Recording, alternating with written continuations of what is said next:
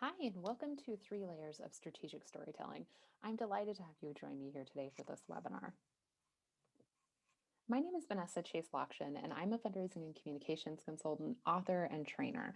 I've helped nonprofits raise over $15 million so far in my career, and I've trained thousands of nonprofit professionals using my frameworks, including students inside the Storytelling Nonprofit Masterclass, which I'll tell you about later on in this webinar. For right now, let's just get into the lesson. So, a centerpiece of my approach to fundraising and communications is that I understand a fundraising and communications program to be like a cake. Allow me to explain that because it's probably a bit of a wonky analogy. So, at a high level, your entire program is the cake itself. Making up that cake are crucial things like the frosting and the actual cake's layers itself, right? And those things are like the messaging and the narrative of your program. They're the things that really reinforce what your program is all about and help you to really create a lot of consistency in what it is you're doing. Now, achieving actual consistency in all of these things means that anytime you cut a slice out of that cake, say, the equivalent of sending out an appeal or a communications piece that you're working on, the person who's getting that will get a really consistent taste for your program, but also your organization as well, which is a really important piece. We want people to understand you in a certain way. We want them to really have a good sense of your organization over time and feel very familiar with them. The problem that I see a lot of organizations run into is that every time they cut a slice of their cake, it seems to be a very different type of cake. Maybe one time it will be a carrot cake, another time maybe it'll be a German chocolate cake, maybe another time it's going to be a cheesecake. And while I'm sure there's some things that are similar about each of those slices, they're not quite consistent enough to help them build a lot of momentum in their fundraising and communications program. And so each time they're sending out an appeal, working on a campaign, working on communications, it seems like they're just not able to get quite enough traction. And maybe that's something you can relate to. Maybe your slices of cake aren't quite that different, but maybe you just feel like you aren't quite getting the traction that you want to be getting in your program. So, to help you solve this problem, I want to help you really think about how you can get greater consistency in your fundraising and communications program. So, let me introduce you to the three layers of strategic storytelling framework. So, at the top of this framework, there are or is it the whole framework really? There's kind of three layers to this, which I'll talk about here in a minute. But I really see this framework as your path to consistent, impactful, and most importantly, effective fundraising and communications. So let me just talk about each of these layers here briefly. So at the top layer, you have your fundraising and communication strategy, which is kind of the high level of what you're doing in your program. In the middle, there's the narrative, which is kind of the story that you're building over time. And I would say most often this is the piece that a lot of organizations miss in this puzzle. And at the bottom, there's kind of pieces that reinforce your narrative, but also help you move towards your strategy. These are things like messages, content, and story. This is sort of the how and the tactics of what you're doing. Now, what I'd love to do with you is get into each of these layers in a little bit more detail. And I want to walk you through an example from a client of mine just to give you some really concrete ideas of what each of these layers looks like in action. So let's get over to that. So, as we talked about just on the last slide there, the top layer of this is your fundraising and communication strategy. I will say to you, clarity on this is absolutely essential. And for organizations that I've worked with, whether they're students or consulting clients, the more clarity they have about their strategy and their goal, the more able they are to build out these other pieces with a higher degree of effectiveness. So, when you're thinking about your strategy and your goals, here's a couple things I would just say to you as some pointers. So, number one, where are you really going in the medium or long term with your program? You may have a fundraising or communications plan for the year or 5 years, whatever that might be. And that's a great place to look. That document should ideally tell you where it is you're going. If you don't have that in place, that's also okay. You might just want to think about, in the next 6 months or in this calendar year, what is it that you're working towards? What is it that you're really hoping to achieve at the end of a certain time frame? Once you have a goal and kind of a strategy in mind as to how you're going about that goal, I really want to encourage you to use that as a decision making filter. I so often say to people, focus looks good on your organization, and it's so true. So often we end up doing a lot of different things, spreading ourselves very thin. and really not being as effective and focused as we could be with our fundraising and communications, which ultimately would get us further ahead. So anytime you're trying to think about, how to tactically carry out a strategy, so what is it you're going to do to execute it, you can ask yourself, does this help or hinder our strategy? Is it on strategy, or is it taking us like way off the path on a tangent that maybe isn't going to be that helpful? Doing that can help you really prune back what it is you're doing to be more focused and to give you more time to do the depth of work that I'm sure you probably want to be doing inside your program. So let's talk about an example. I'm going to use Variety BC, which has been a client of mine this last year, just to walk you through what these layers look like. So, at a high level for them, their goal and strategy was growing overall revenue by connecting people more deeply with their mission. And I would say a real strategy piece of this was a focus on their email program, which I've been running for them. You might be able to relate to this. I think on some level, all of us in our fundraising strategies are have a goal of growing their overall, have our goal of growing our overall revenue, connecting people with our mission, maybe growing our donor base, whatever that might be. The strategy piece of that, there's lots of ways you can go about it. In this case, we focused on email, which was a great option for them. Maybe there's other strategies or ways that you're thinking about going about that for your organization. So let's talk about the next layer in this framework, which is the narrative. As I mentioned a little earlier, this is a piece that organizations most often miss. And the interesting thing to me about narrative is that you're really always building it, whether or not you're thinking about it. The key, though, is to be aware of that you're always building it, and choosing to be intentional with how you build it. Now, I think this is where that idea of taking a medium to long range view of your program is really critical. When you understand where it is you're going, you can start to take the reins on the narrative and think about what is the story that you're telling over time. How is it that you're engaging people? How are you kind of building them towards, a specific action, a specific campaign, whatever that might be for you? No, I always think about narrative as a kind of it's can be kind of an elusive thing. I think some people understand this as the brand story, more about how people perceive your organization, which I think is accurate on some level.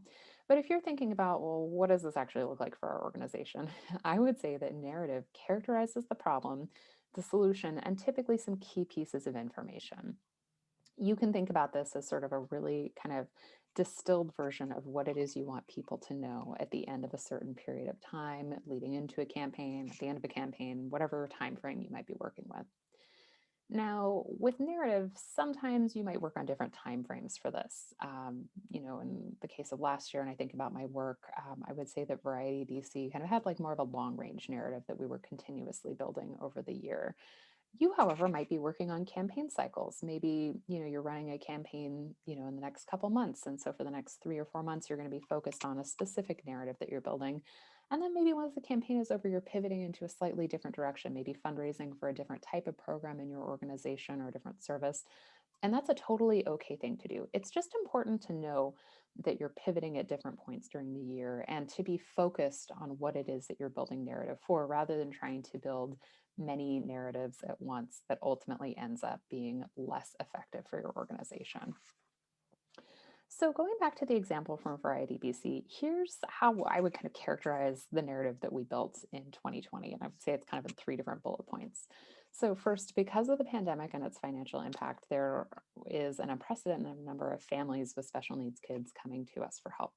Second, for so many of these special needs, there aren't cures, just long term solutions that cost a lot of money. And finally, Variety BC steps in where traditional healthcare ends. If we can't help, no one else will. So to me, this narrative was really about communicating a problem, but I would say more importantly, in the context of 2020, it was also about communicating the stakes of the problem. So what were the consequences of not trying to solve the problem at hand to, financially support special needs kids and their families? What were the implications of that? And that narrative, that piece of the narrative was really essential because I think it also helped to establish a really clear case for support for the organization's role in helping to address this issue at hand in the area. I will say one thing that's kind of funny about narrative is that when it's well done, it will often seem, to you at least, like you're being a broken record. And I want to assure you, you're not. You, my friend, are simply on message and you're being consistent. And it's important to know that, while you're sending out communications regularly, fundraising appeals, not everyone reads everything.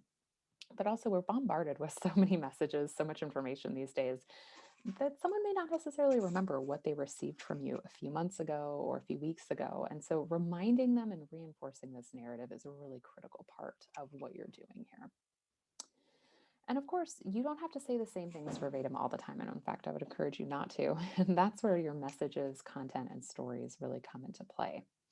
This is the last layer of your strategy. These are the pieces that help build your narrative over time. They help reinforce what it is you have to say.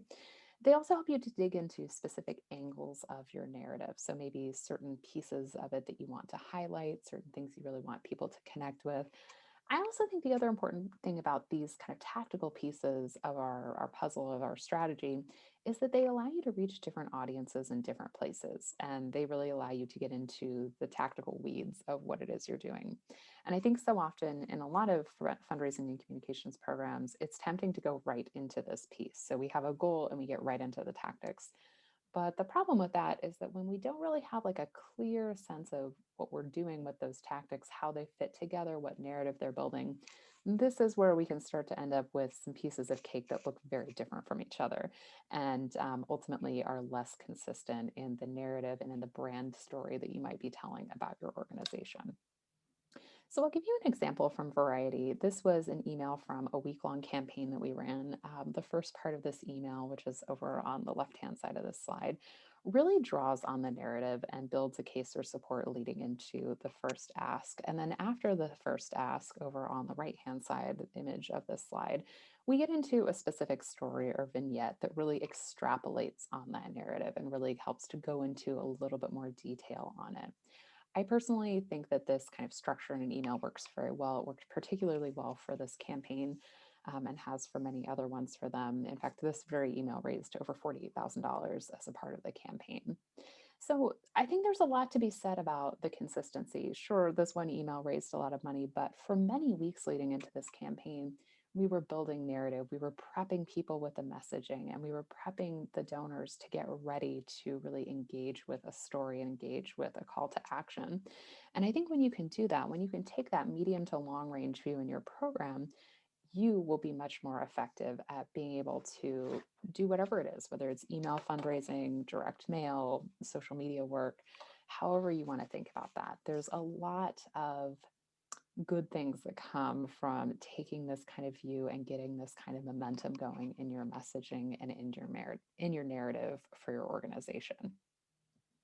So I hope this webinar gave you some really good insights and a clear path forward for how you can think about your fundraising and communications program, maybe in a little different way this year. I really want to say to you, I truly believe you can create compelling narrative and tell great stories to advance your fundraising and communications program. The confluence of the layers we discussed here in this webinar have the ability to help you get incredible momentum towards your goals. And I've seen that happen time and time again for organizations. And if you'd like to dive into this more deeply with me, I'd love for you to join me inside the Storytelling Nonprofit Masterclass, where we get into this in such greater detail.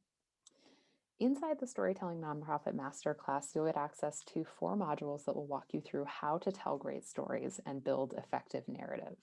And this is really kind of the foundational work of what we do inside the masterclass are those 4 modules. But in addition to that, you also get ongoing access to our really incredible community where we meet monthly for office hours coaching calls where you can bring questions and things that you're working on, and I can help you one-on-one during those calls as well as additional training. Every quarter, we have an in-depth 1 hour training on some additional aspect of storytelling and narrative building that will help you take this work to a deeper level. And to me, it's just a really great opportunity for all of us to come together, for me to teach you on an ongoing basis, and to really help you advance the work that you're doing. I absolutely love working with our students inside the masterclass community. And, of course, love hearing about their really incredible results. I just got an email a few weeks ago from one of our alumni, Peter Manting, who's the executive director of the Sable Point Lighthouse Keepers Association. And I was really delighted to hear that in December, using what he had learned inside the Storytelling Nonprofit Masterclass, they were able to double what they usually did for their year end fundraising appeal. And I think that's just one of many examples that I can share with you from our masterclass alumni, but it's really wonderful to see the students applying this work. And I know that that's something that can be possible for you as well. So if you're interested in learning a little bit more about the masterclass, just click the button below this video to learn more and join us inside there. And of course, if you have questions about the Storytelling Nonprofit Masterclass or questions from this webinar, I welcome you to reach out to me. I love hearing from folks in our community, and I'm always happy to answer your questions. You can email me personally at Vanessa at thestorytellingnonprofit.com.